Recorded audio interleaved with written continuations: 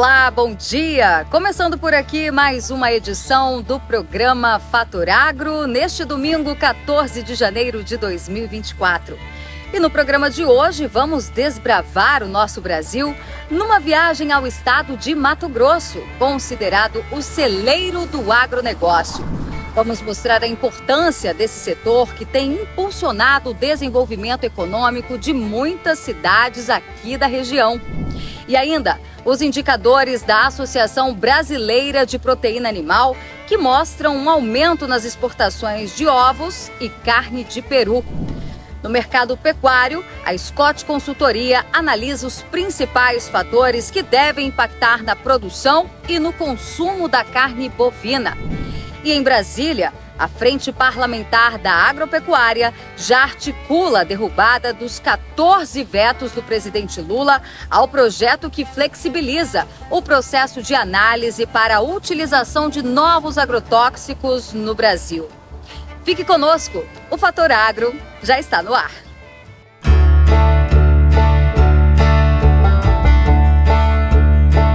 E a gente já abre esta edição do Fator Agro mostrando como o agronegócio pode impulsionar a economia de uma cidade. Eu falo aqui de Nova Mutum, em Mato Grosso, uma cidade jovem, emancipada há cerca de 35 anos, com um pouco mais de 70 mil habitantes. Mas quando se trata em números da economia, desponta no ranking nacional, em 7º lugar na produção agrícola. São cerca de 6 bilhões de reais que circulam por ano.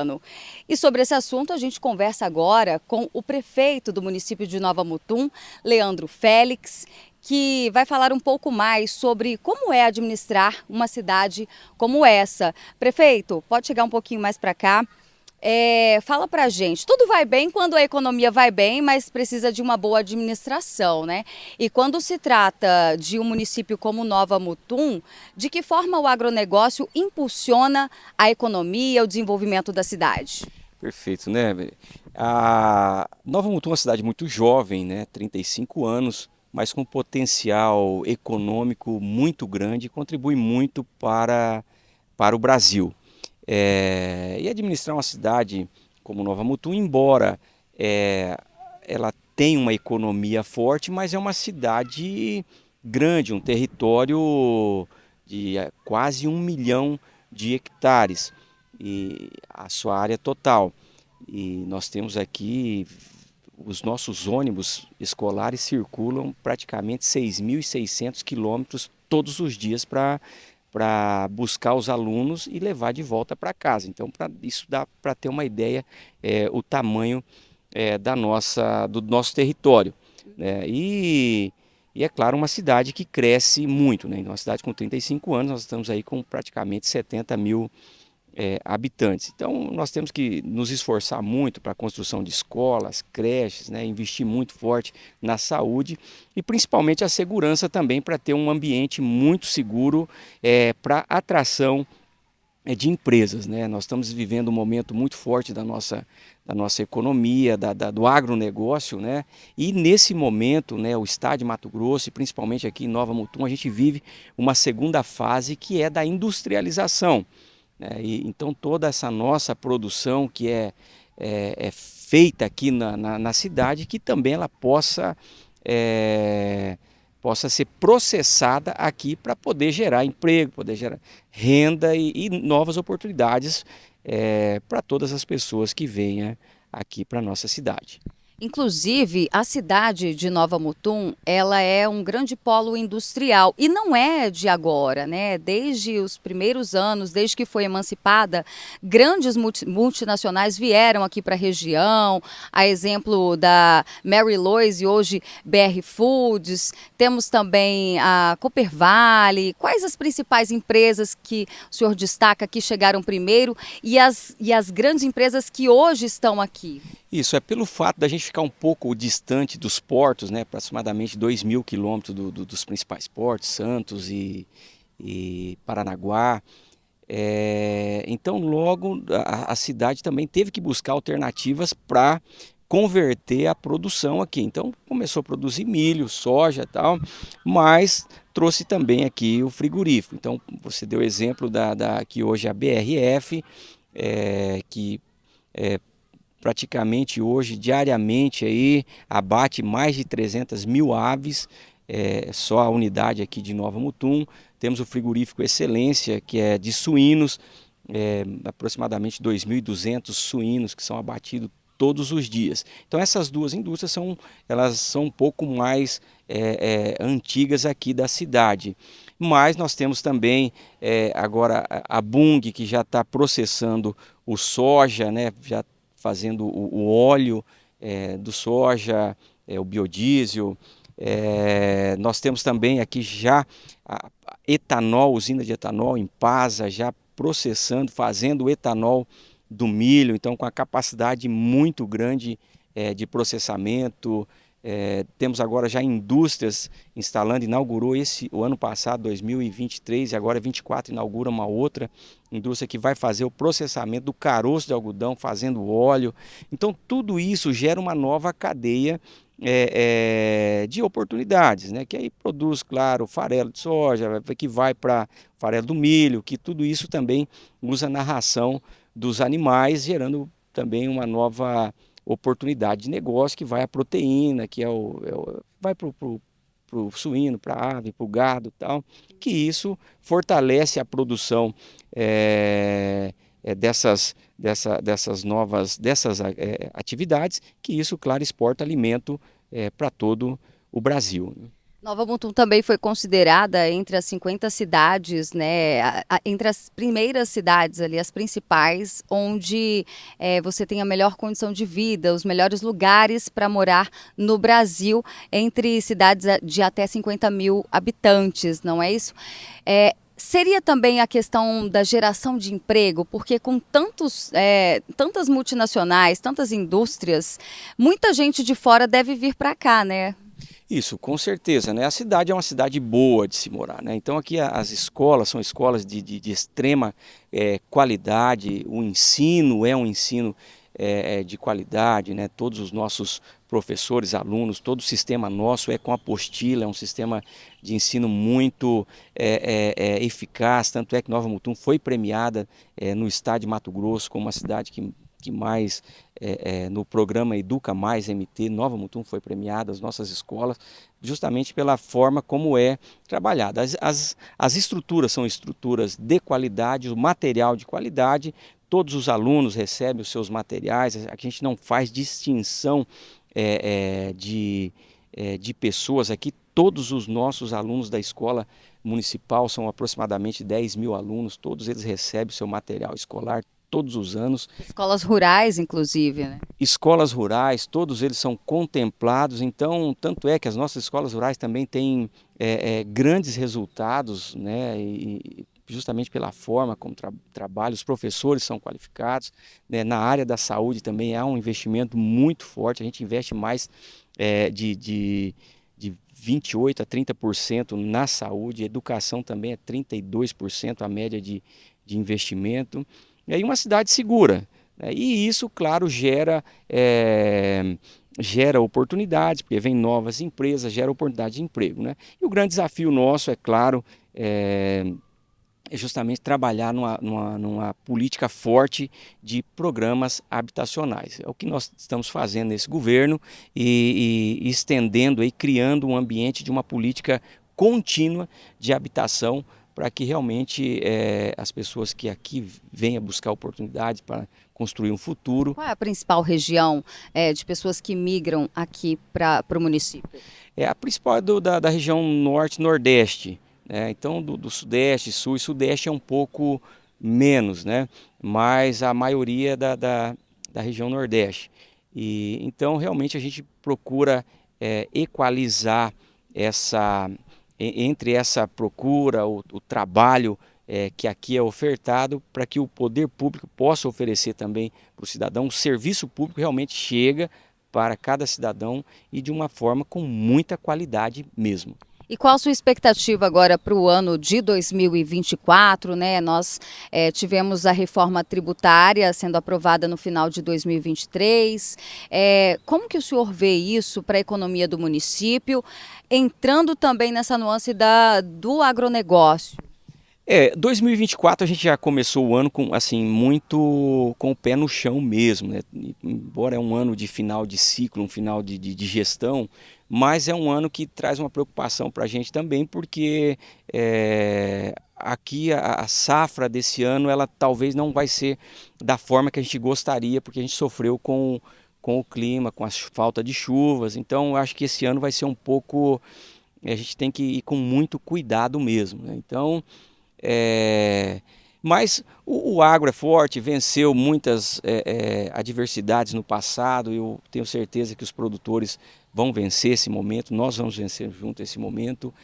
Agora, claro, há uma preocupação, principalmente da minha parte, acredito de muitas pessoas, em relação a essa questão da reforma tributária, porque o município é um município que produz muito, né, e que exporta alimento para todo o Brasil e para o mundo, né? E a gente tem um crescimento muito rápido, e temos agora a duplicação da BR-163, que é o principal corredor de escoamento dos grãos, que essa duplicação chega até Nova Mutum esse ano.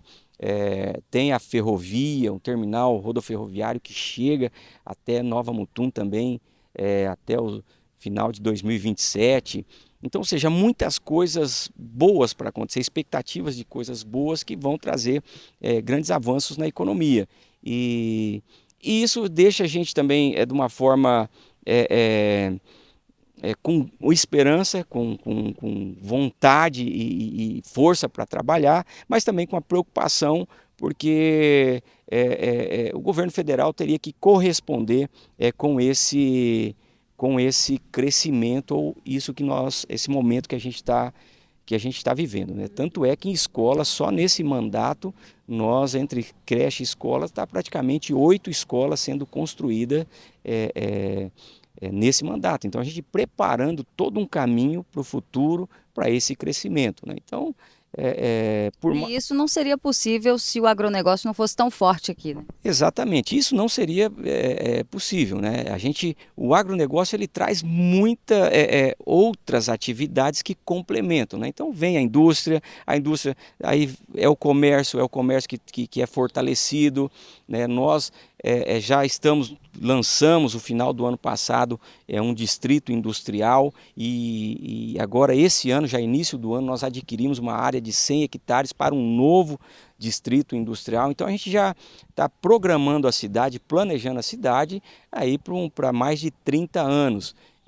E realmente um planejamento muito estratégico, pé no chão, para que a cidade cresça de uma forma muito ordenada. Então, e justamente tudo isso, a mola propulsora é o agronegócio. Perfeito. Prefeito Leandro Félix, muito obrigada pelas informações, por falar conosco. A gente segue agora para o nosso Giro de Notícias. A Frente Parlamentar da Agropecuária já articula a derrubada dos 14 vetos interpostos pelo presidente Lula ao projeto que flexibiliza o processo de análise para a utilização de novos agrotóxicos no Brasil. A aprovação do texto era tratada como prioridade pela bancada ruralista na Câmara e no Senado desde 2022. O presidente da frente, o deputado Pedro Lupion, já anunciou que vai mobilizar sua numerosa bancada para reverter os vetos. Como o Congresso Nacional está em recesso, a avaliação de derrubada ou manutenção dos vetos só poderá ocorrer a partir do dia 2 de fevereiro, em uma sessão conjunta de deputados e senadores. Depois do dia 3 de março, esse veto passa a trancar a pauta. Um levantamento realizado pelo CPEA, o Centro de Estudos Avançados em Economia Aplicada, indicou que os preços do café arábica estão caindo no início do ano, o que reforça a baixa liquidez doméstica. O indicador CPEA Exalc do tipo 6, bebida pura para melhor, teve uma queda de 3,6% nos primeiros dias do ano. Ainda de acordo com o CPEA, a pressão sobre os valores é por conta da melhora do clima em regiões brasileiras produtoras de café arábica. Chuvas consistentes foram verificadas no Cerrado Mineiro e em áreas da zona da Mata Mineira. Os negócios que envolvem café ainda estão lentos e muitos vendedores e compradores estão afastados do mercado spot nacional. Acredita-se que nas próximas semanas o movimento melhore. Os preços do boi gordo estão relativamente firmes no início do ano. Pesquisadores do CPEA apontam que o aumento das vendas nos últimos meses de 2023 auxiliou na seca do montante disponível de carne bovina no mercado doméstico. As negociações de animais para abate começaram a ganhar movimento nos últimos dias. Para os vendedores, a dificuldade de segurar os animais nas regiões em que chuvas estão mais frequentes e para os compradores a necessidade de demanda fomenta as compras. E a gente segue ainda desbravando o estado de Mato Grosso, que lidera o ranking nacional de faturamento no campo. Fechou 2023 com uma receita de 184 bilhões de reais. Mas por onde é feito o escoamento de toda essa produção? Olha, apesar dos avanços significativos no setor, o estado enfrenta desafios logísticos e não conta com estradas eficientes para garantir o transporte rápido e seguro dos produtos até os centros de distribuição e portos de exportação.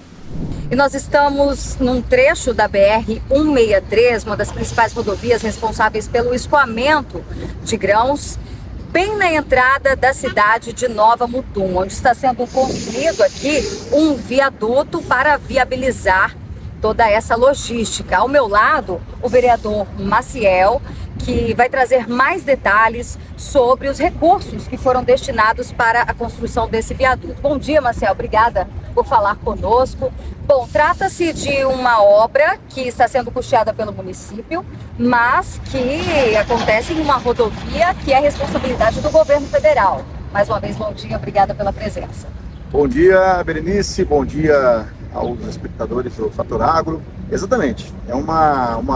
Nós estamos aqui no local, uma rodovia federal, onde 35 anos de emancipação do município não houve nenhum apontamento, nenhuma preocupação com os governos que por este Brasil passaram. Sabemos que essa é a principal via de escoamento de grãos, de passagem das mais importantes do Brasil, a BR-163, e o município de Nova Mutum arriscava vidas de trabalhadores que, ao atravessar do oeste para o leste, colocavam suas vidas em risco, e sentindo essa necessidade, sentindo a precariedade que aqui se apresentava, muito não só falando da questão da segurança, mas também da questão de investimentos, nosso executivo teve muita coragem, né? Tivemos que fazer aí uma via sacra em Brasília, ainda na época do governo Bolsonaro, do qual nós somos muito gratos por terem entendido, por terem aberto mão dessa atribuição e o município poder então assumir. E é claro, a Câmara de Vereadores é sempre muito parceira,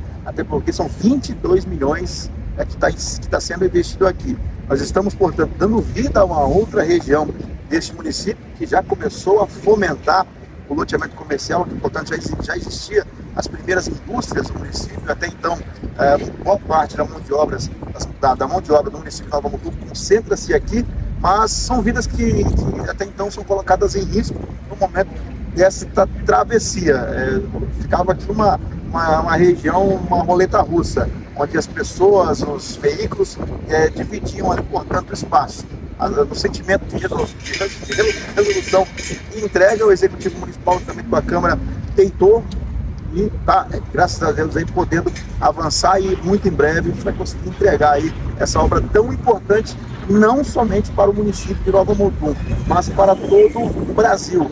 Tudo isso em volta do nosso agro, né? Em volta do homem do campo, que tanto trabalha e faz desse Brasil, com toda a dificuldade que tem, ser uma grande potência e uma grande referência, graças ao Mato Grosso e principalmente a esse belo município que é Nova Mutum.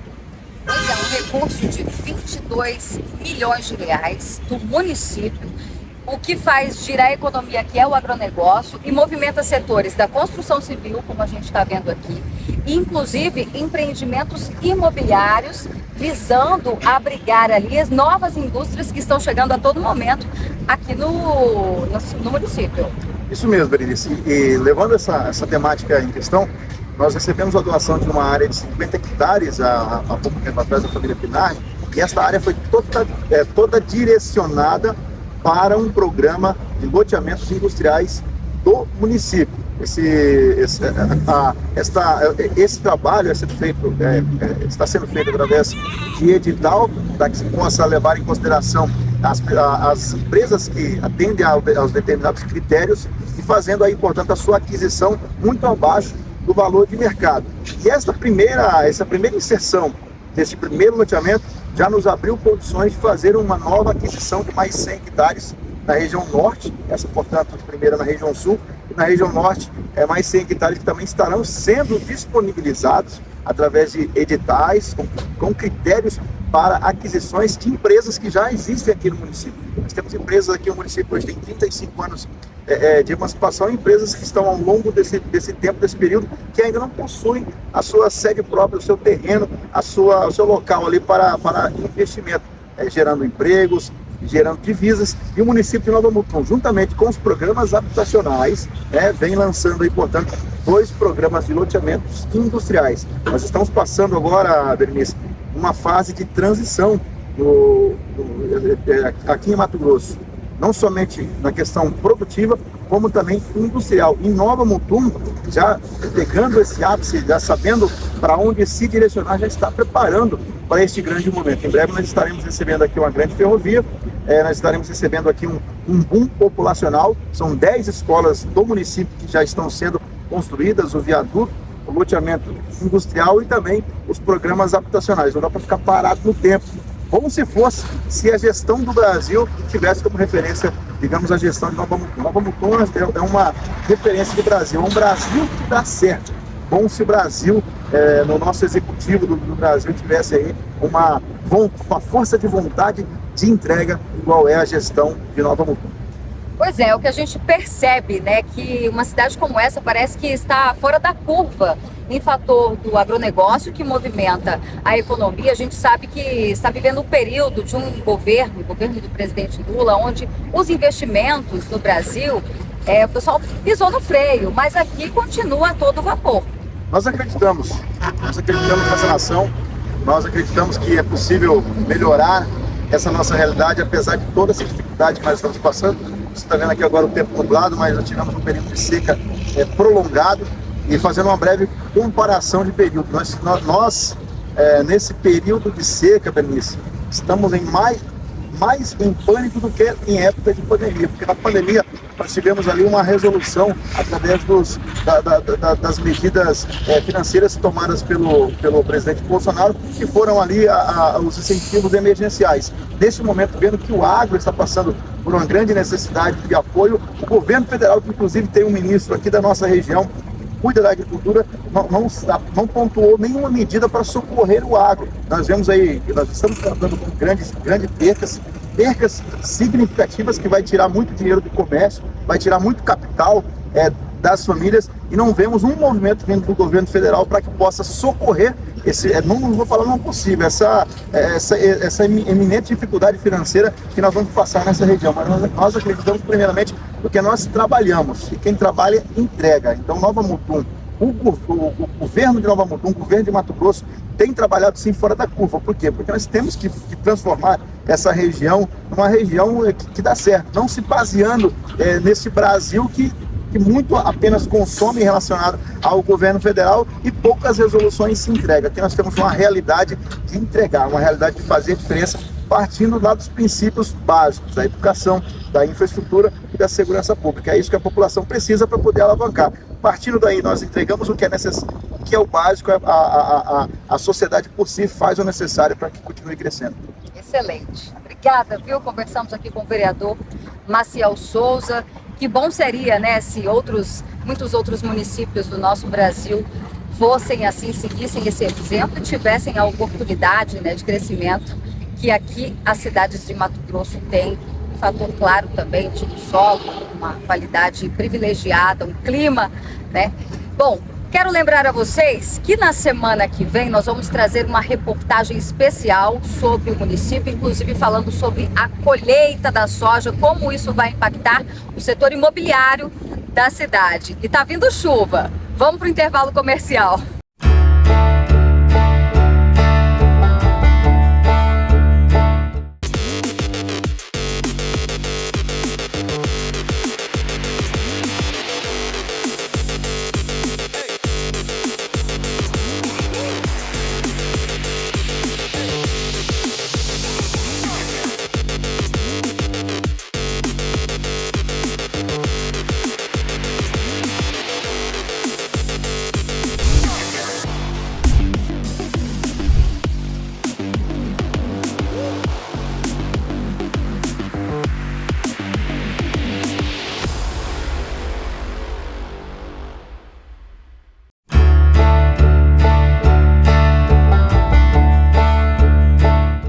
E a Associação Brasileira de Proteína Animal divulgou nesta semana os números das exportações em 2023 de ovos e carne de peru.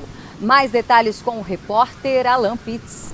Levantamentos da Associação Brasileira de Proteína Animal, a BPA, mostram que as exportações brasileiras de ovos, incluindo todos os produtos entre in natura e processados, encerraram o ano de 2023 com um total de 25,4 mil toneladas embarcadas, número que supera em 168,1% o total exportado no mesmo período do ano passado, com 9,5 mil toneladas. Em receita, o aumento foi de 182% em relação ao ano passado.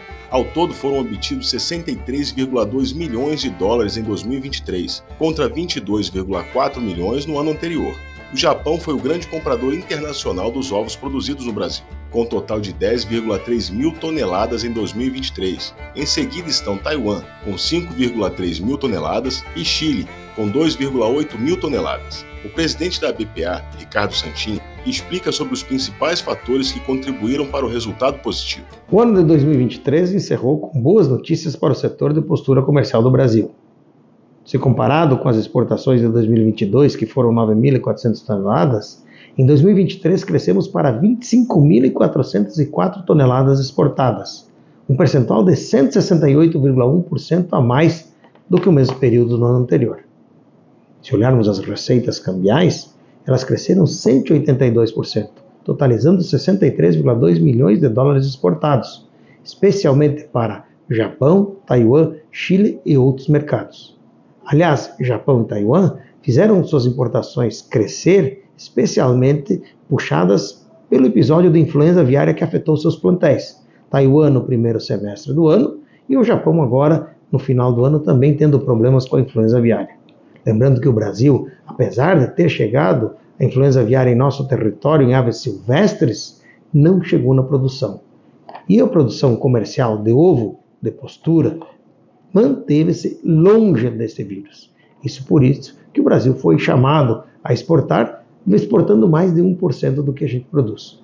99% do que produzimos fica na mesa dos brasileiros, mas se 1%, que cresceu 168% em volume, 182% em receita, trazendo mais de 60 milhões de dólares para o setor, ajudaram a equilibrar o setor na produção, no custo de produção e manter o ovo acessível para os nossos brasileiros. Esperamos que agora, no ano de 2024, que já inicia com boas perspectivas, a manutenção dessa cultura exportadora do setor de ovo e de postura, que vai fazer com que a gente consiga crescer mais ainda e ser naturalmente complementar na produção de vários países no mundo. As exportações brasileiras de carne de peru também fecharam o ano de 2023 em destaque, com alta de 17,8%.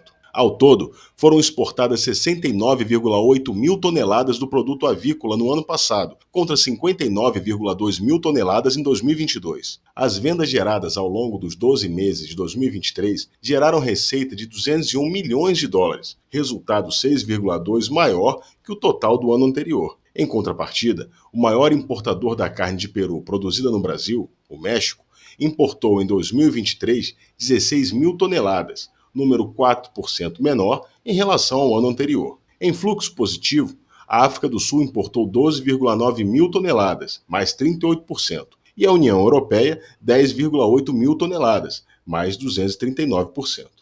17,8% foi o crescimento das exportações de carne do Peru no ano de 2023. Vendemos 69,8 mil toneladas contra as 59,2 feitas em 2022.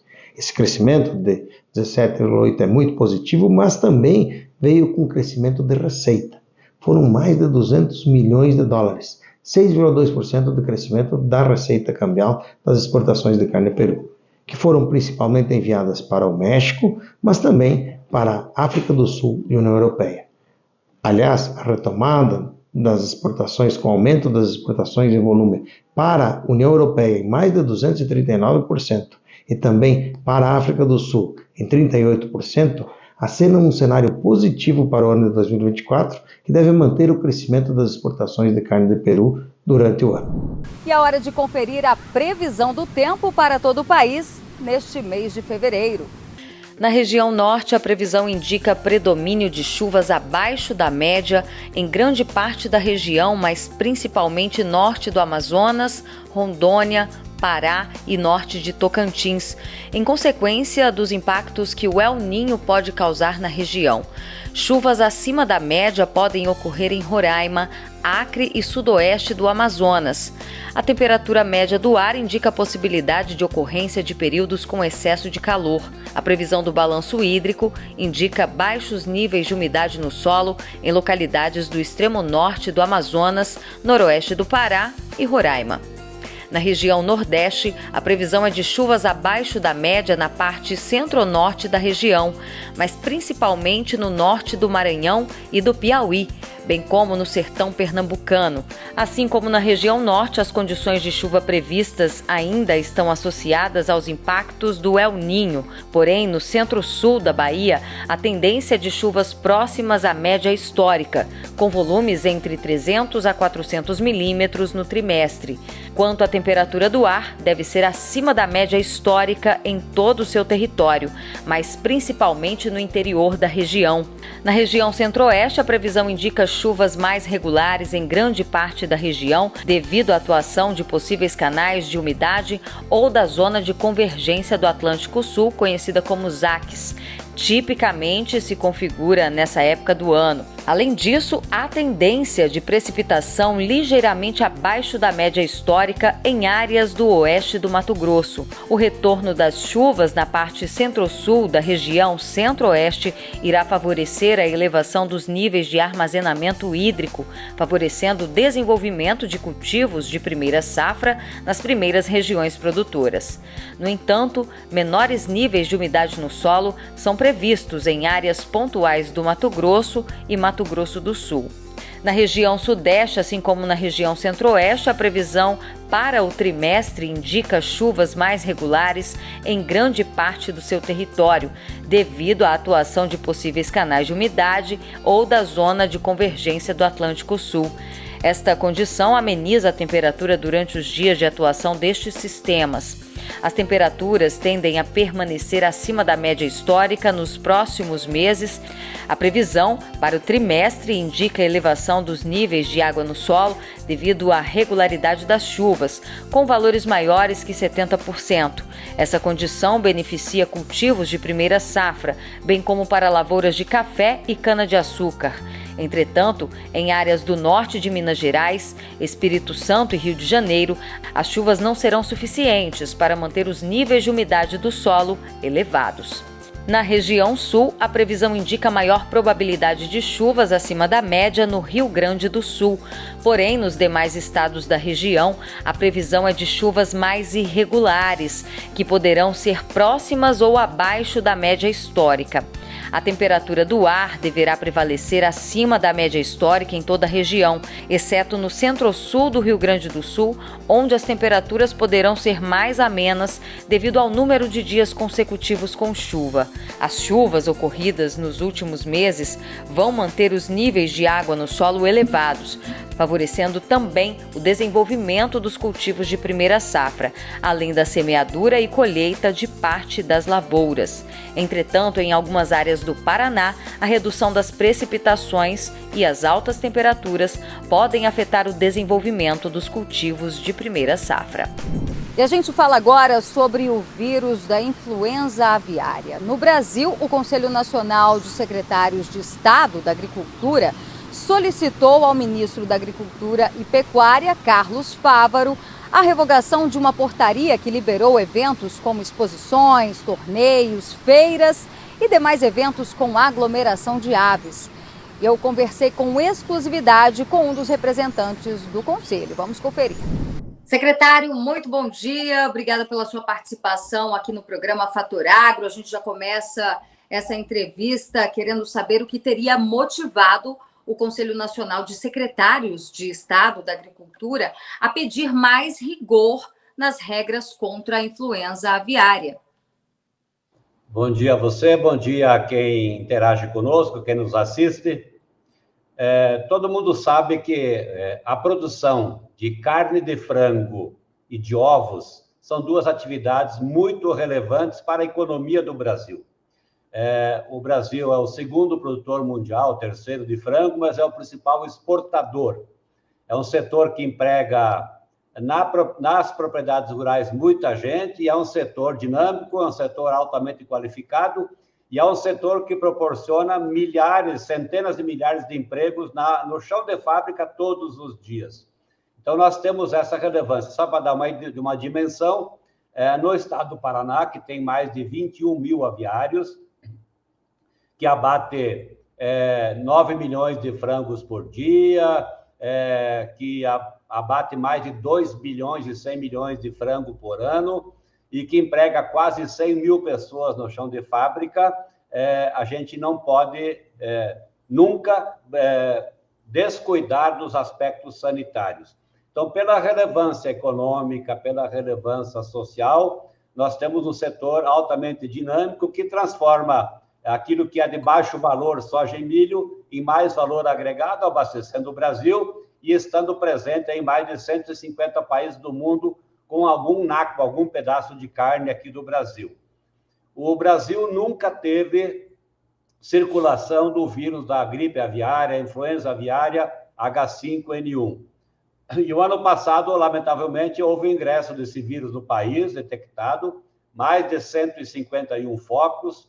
Felizmente, a grande maioria, 149 deles, em aves da natureza, pássaros migratórios, pássaros silvestres, ou lobos marinhos lá no sul, e apenas 2 casos na criação caipira de galinha. Esse vírus não chegou na atividade comercial. Se tivesse chegado, certamente nós estaríamos aqui em maus lençóis no Brasil todo, perdendo mercados, descontinuando exportações e tendo um baita de um prejuízo. Tanto é que, em maio do ano passado, o ministro da Agricultura ele decretou emergência sanitária para a influenza aviária, gripe aviária, no Brasil. E esse decreto ele foi renovado, essa portaria que decreta isso foi renovado em novembro, e nós tínhamos proibido no Brasil inteiro eventos como exposições, torneios, feiras e outros eventos onde pudesse haver a aglomeração de aves, seja passarinhos, seja mesmo galinhas, frangos, seja aves ornamentais e outras formas, como uma forma de inibir o alastramento, a disseminação desse vírus, como parte de uma estratégia de biosseguridade. Só que agora, em dezembro, através de uma portaria, o ministro da Agricultura, ouvindo seu time técnico, ele deu uma flexibilizada nisso. E nós achamos que não é prudente, porque nós estamos ainda em emergência sanitária. E todo o esforço de proteção desse grandioso ativo, ele deve ser continuado duro, para que a gente supere e, quem sabe, logo, logo, a gente possa destravar também esse tipo de atividade aí das pessoas que cuidam de passarinho, de aves ornamentais, etc. Então, nós pedimos, atendendo, inclusive, todos os órgãos de sanidade do Brasil, através do Fórum Adequado Fonesa, ouvindo os sindicatos das indústrias de produtores de carne de frango, como é o Sindiavipar aqui do Paraná, nós decidimos, de comum acordo, pedir ao ministro que revogue o seu ato, mantendo, por enquanto, né, sem essa possibilidade de haver circulação de aves dessa natureza. Isso não significa que a gente não entenda o drama de quem vive disso, mas é muito perigoso para uma atividade enorme, uma atividade que produziu mais de 15 milhões de toneladas de carne de frango ano passado e vai crescer mais esse ano. Então, nós entendemos que é uma exposição desnecessária a riscos, visto que ainda nós estamos vivendo numa situação de emergência sanitária para a influenza aviária. Doutor Norberto, com toda a sua experiência, né, à frente desta secretaria no estado do Paraná, por que o senhor acha que o Brasil, pela primeira vez, né, no ano passado, esse vírus da gripe aviária acabou entrando aqui no nosso país? Algum tipo de flexibilização nas regras? A que o senhor atribui isso ter acontecido? Não. É natural e provavelmente, quase com certeza absoluta, foi trazido pela migração de pássaros. Você sabe que há uma atividade intensa, né, entre hemisférios da revoada de pássaros que vão buscar alimentos ou vão buscar reproduzir em outros ambientes.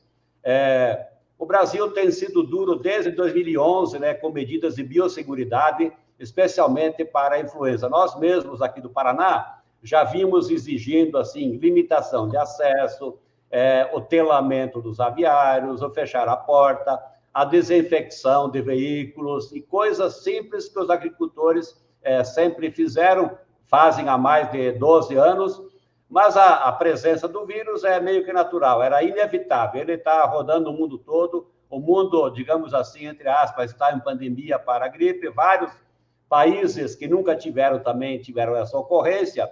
E o segredo do sucesso está exatamente em ser duro e não flexibilizar nada, impedir movimentos desnecessários para que não haja esse tipo de alastramento. O ingresso do vírus H5N1 no território brasileiro decorre aí desses movimentos de aves ou de animais entre os continentes.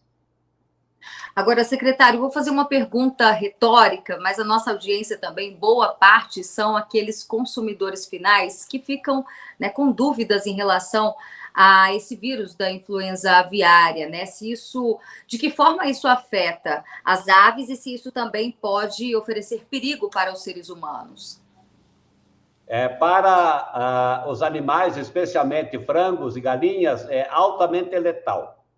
Ataca o sistema nervoso, leva à morte e dificulta a produção.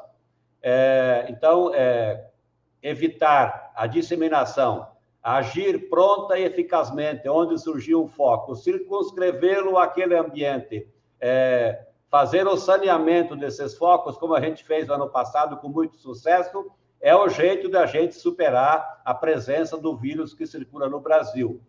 Para o consumidor, total segurança, mesmo porque, se fôssemos pensar assim mais tranquilamente, ninguém come carne de frango crua. Nenhum problema à saúde humana, muito pelo contrário. A proteína mais barata que nós temos abastece muito bem o Brasil e nós estamos, como disse, presente aí em mais de 150 países do mundo com a nossa força exportadora. Não é à toa que o Brasil se tornou, transformando milho e soja em proteína, em coisas de mais valor agregado. Então, para o consumidor, nenhum risco, zero.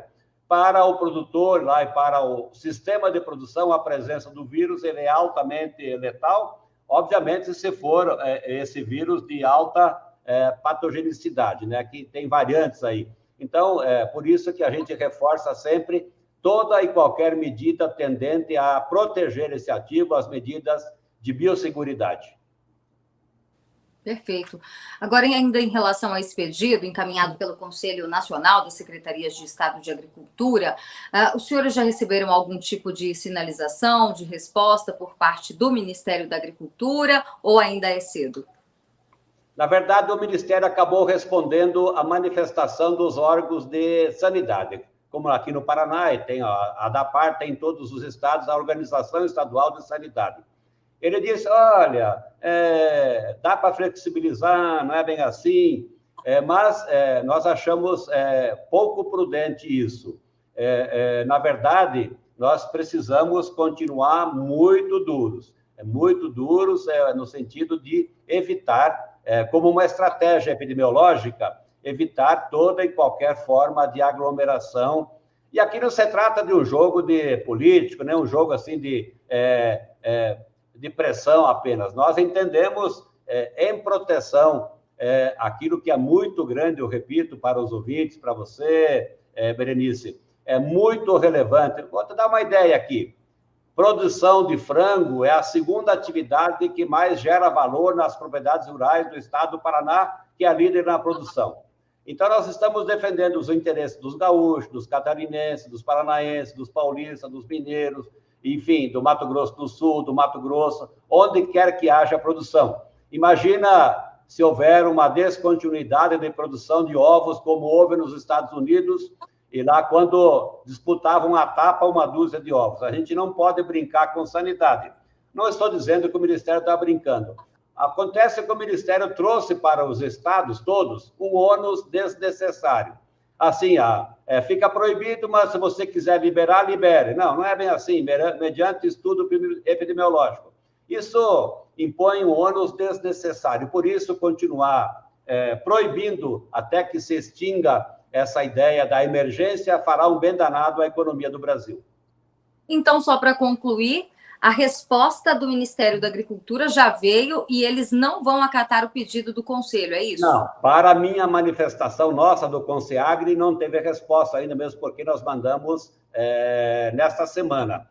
Para os órgãos de sanidade, ele já veio um ofício formal, dizendo, olha, vamos manter, mas nós estamos exatamente como autoridades políticas que somos, que tem o dever de zelar pela economia rural, pela economia dos nossos estados, defendendo uma posição divergente. Nós queremos que haja exatamente a continuidade da emergência sanitária e, dentro dela, a proibição para a realização de exposições, torneios, feiras, onde possa ocorrer a aglomeração especialmente de aves, né? Frangos, galinhas, e passarinhos, outras formas, que possam ser um vetor, um condutor do vírus aí espalhando uma porcaria que a gente não precisa ter. Ele está no ar, mas não precisa ingressar na nossa produção comercial. Perfeito. Muito obrigada pelas informações. Conversamos, então, com o secretário de Agricultura do Estado do Paraná, o senhor Norberto Ortigara. Até a próxima. Obrigado, Berenice. Um abraço e até a próxima.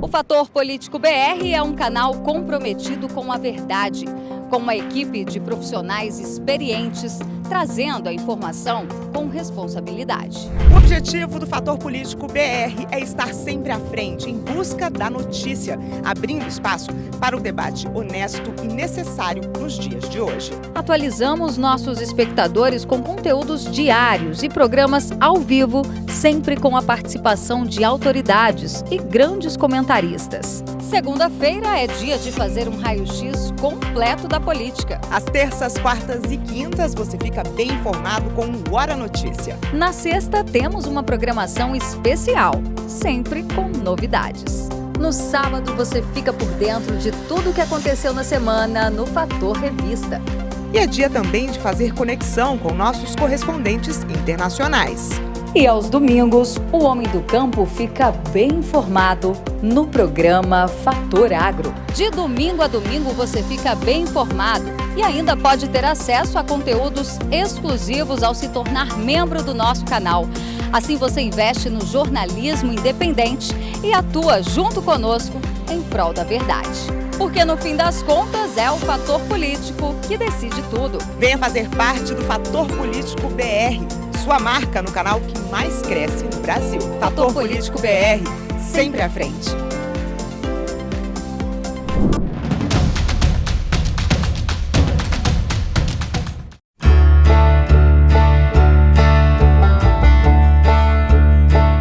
E o fundador do Facebook, Mark Zuckerberg, revelou recentemente nas suas redes sociais que está embarcando em uma nova empreitada, o mercado pecuário. Ele pretende produzir, inclusive, em escala global.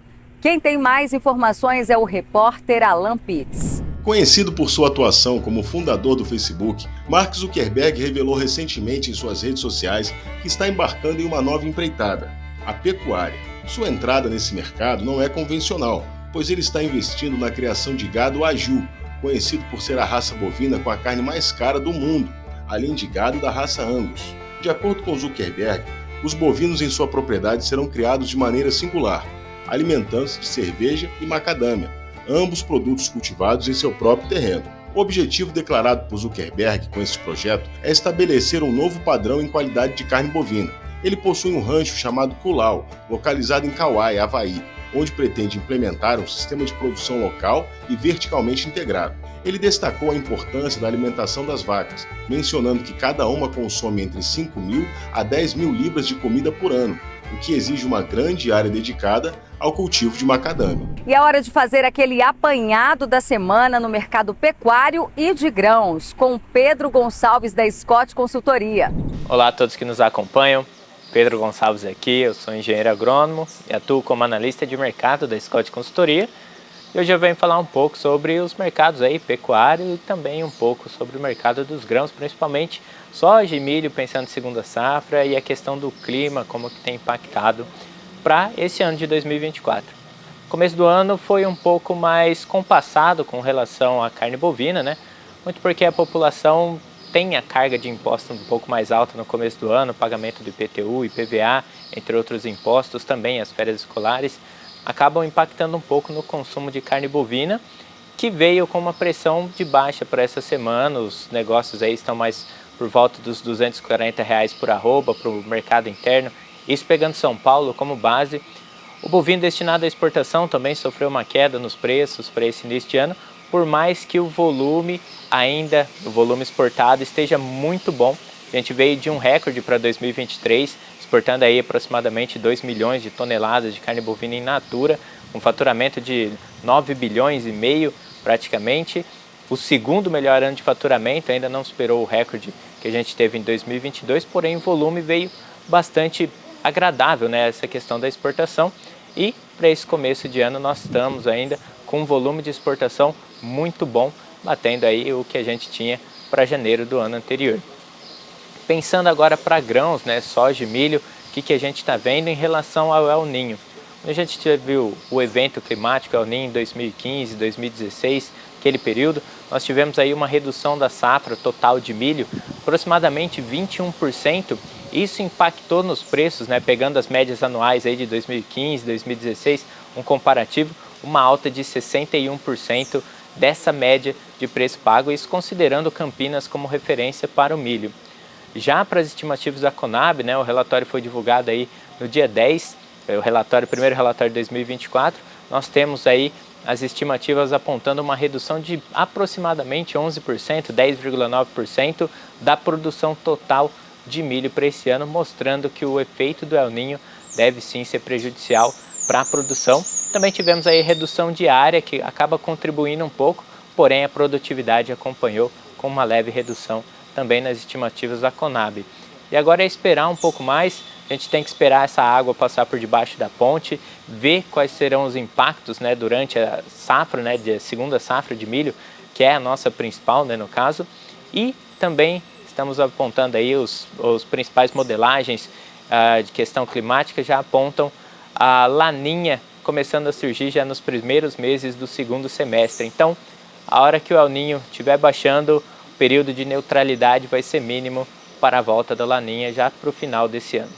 Bom, cabe a gente acompanhar os mercados, como estarão a questão da oferta e demanda, para assim ver o impacto em cima dos preços praticados. Porém, deve ser um ano com um custo de produção um pouco mais elevado, principalmente pensando no pecuarista. Bom, pessoal, o que eu tinha para trazer hoje era isso. Mais uma vez, muito obrigado, forte abraço a todos vocês e até a próxima. E o Fator Agro de hoje vai ficando por aqui. Bom domingo a todos e não se esqueça de compartilhar o nosso programa nas suas redes sociais. Uma boa semana que está só começando e no próximo domingo estamos de volta, sempre às 9 horas da manhã, aqui no canal Fator Político BR. Até lá!